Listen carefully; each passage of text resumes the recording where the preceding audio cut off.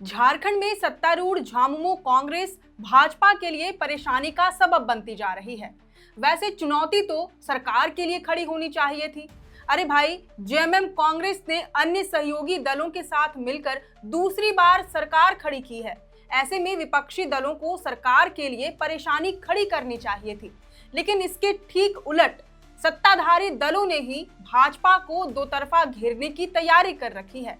एक तरफ से झामुमो बकाया कोल रॉयल्टी के पैसों को लेकर केंद्र की भाजपा सरकार पर हावी है, दूसरी तरफ कांग्रेस और झामुमो दोनों मिलकर सरना धर्म कोड के जरिए भाजपा पर दबाव बना रही है। और तो और राज्य सरकार ने एक नया दांव खेलने की भी तैयारी कर रखी है। अब इस दांव से भाजपा पर कितना असर पड़ेगा और भाजपा इन चुनौतियों से निपटने के लिए क्या रास्ता अपनाएगी, इसे जानने के लिए देखिए ये पूरी रिपोर्ट। सबसे पहले जोहार, आप देख रहे हैं लोकतंत्र 19 और मैं हूं आपके साथ अंशु। दरअसल कल यानी कि 28 मई को 16वें वित्त आयोग की टीम 4 दिवसीय दौरे पर रांची आएगी। टीम का कार्यक्रम फिक्स है। 29 मई को देवघर में स्थानीय निकायों के साथ बैठक करना है, 30 मई को राजनीतिक दलों के साथ मंथन करना है और फिर 31 मई को टीम रवाना हो जाएगी। इस बैठक का उद्देश्य 1 अप्रैल 2026 से शुरू होने वाले 5 सालों की अवधि के लिए केंद्र और राज्य सरकारों के बीच राजस्व के बंटवारे का निर्धारण करना है। वहीं झामुमो कांग्रेस राजद की मिलीजुली सरकार ने भी अपनी रणनीति तय कर रखी है। वित्त आयोग के बैठक के दौरान झारखंड सरकार मौका नहीं छोड़ेगी। दैनिक भास्कर की रिपोर्ट के अनुसार 30 मई को जब राजनीतिक दलों के साथ आयोग की बैठक होगी, उसी दिन राज्य सरकार अपना मांग पत्र सौंपेगी।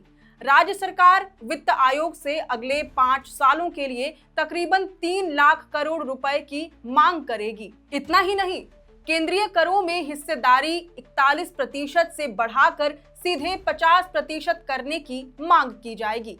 इससे संबंधित ज्ञापन 30 मई को आयोग की टीम को सौंपा जाएगा।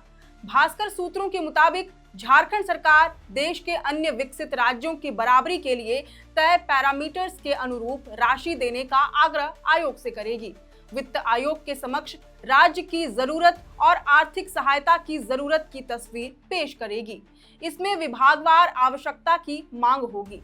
इसमें ग्रामीण अर्थव्यवस्था को मजबूत करने वाली योजनाओं से लेकर नदियों में बरसात के पानी के संग्रहण, नक्सलवाद के खात्मे का हवाला देते हुए बंद पड़ी सिक्योरिटी रीजन एक्सपेंडिचर और विशेष केंद्रीय सहायता के तहत सहयोग राशि की मांग की जाएगी।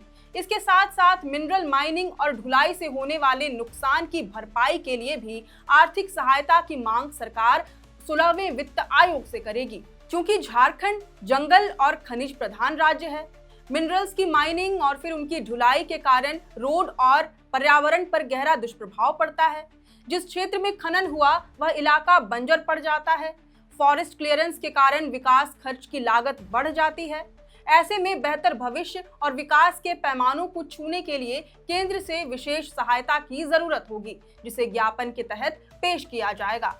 आपको बता दें कि यह 16वां वित्त आयोग का गठन नीति आयोग के पूर्व उपाध्यक्ष डॉक्टर अरविंद पनगड़िया की अध्यक्षता में किया गया है। आयोग अपनी रिपोर्ट 31 अक्टूबर 2025 तक केंद्र सरकार को सौंपेगा। खैर, ये सब बताने का मकसद ये था कि झारखंड में जेएमएम कांग्रेस राजद की साझा सरकार ने केंद्र की भाजपा सरकार पर अपना दबाव बनाना शुरू कर दिया है। वित्त आयोग के जरिए झारखंड को मिलने वाले खर्च में बढ़ोतरी की मांग की जाएगी। इससे पहले नीति आयोग की बैठक को भी मुख्यमंत्री ने अवसर के रूप में देखा। सीएम हेमंत सोरेन ने बैठक के दौरान बहुत से सुझाव पेश किए, बहुत सी मांगे भी रखी, लेकिन इसमें सबसे महत्वपूर्ण थी कोल रॉयल्टी की राशि की मांग। हेमंत सोरेन ने फिर से केंद्र पर बकाये कोल रॉयल्टी की राशि की मांग कर दी, जो अब 1,36,000 करोड़ रुपए से बढ़कर 1,40,435 करोड़ रुपए हो चुकी है। वहीं दूसरी ओर सरना धर्म कोड को लेकर भी झामुमो कांग्रेस मिलकर भाजपा पर लगातार दबाव बना रही है। पहले जातीय जनगणना की मांग होती रही, सरना धर्म कोड की मांग को थोड़ा अलग रखा जाता था। अब कांग्रेस झामुमो का कहना है कि आगामी जनगणना में जाति की गिनती के साथ साथ सरना धर्मावलंबियों की गिनती भी होनी चाहिए, जिसके लिए जनगणना के फॉर्म में एक सेपरेट कॉलम सरना धर्म कोड का भी होना चाहिए। ये मांग पहले केवल मौखिक थी, लेकिन अब इसे लागू कराने के लिए पार्टियां आंदोलन और धरने प्रदर्शन का सहारा ले रही हैं।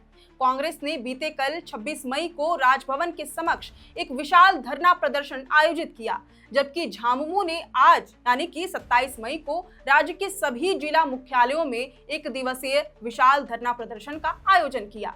ऐसे में झारखंड में भाजपा के ऊपर झामुमो कांग्रेस हावी नजर आ रही है। ऐसा इसलिए क्योंकि चाहे बात सरना धर्म कोड की हो, बकाये राशि की या फिर राज्य को दिए जाने वाले खर्च में बढ़ोतरी की, तीनों राज्य की जनता से जुड़े मुद्दे हैं।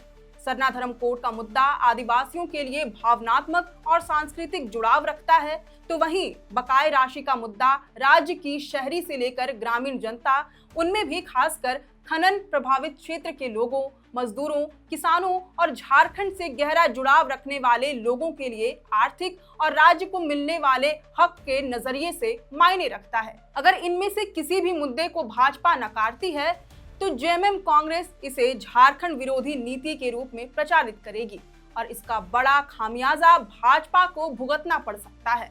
लिहाजा भाजपा झारखंड में हर तरफ से घिरती नजर आ रही है। पार्टी को राज्य में सरवाइव करने और अपनी राजनीति चमकाने के लिए बड़ी चुनौतियों का सामना करना पड़ रहा है। हालांकि इन चुनौतियों से निपटने के लिए भाजपा आदिवासी बहुल इलाकों में शराब बिक्री से संबंधित हेमंत सोरेन सरकार की नई नीति, डीजीपी की नियुक्ति, भ्रष्टाचार, बांग्लादेशी घुसपैठ जैसे मुद्दों का सहारा ले रही है। हालांकि ये मुद्दे झामुमो कांग्रेस के मुद्दों के आगे फीके पड़ते नजर आ रहे हैं। अब देखना होगा कि भाजपा आने वाले दिनों में क्या रणनीति बनाती है। वैसे इस विषय पर आपकी क्या राय है, ये हमें कमेंट करके जरूर बताएं। अगर आपको ये वीडियो पसंद आया हो तो इसे जरूर से लाइक और शेयर करें। हमारे चैनल लोकतंत्र 19 को फेसबुक पर फॉलो और यूट्यूब पर सब्सक्राइब करना ना भूलें। फिलहाल लेते हैं अलविदा। जोहार।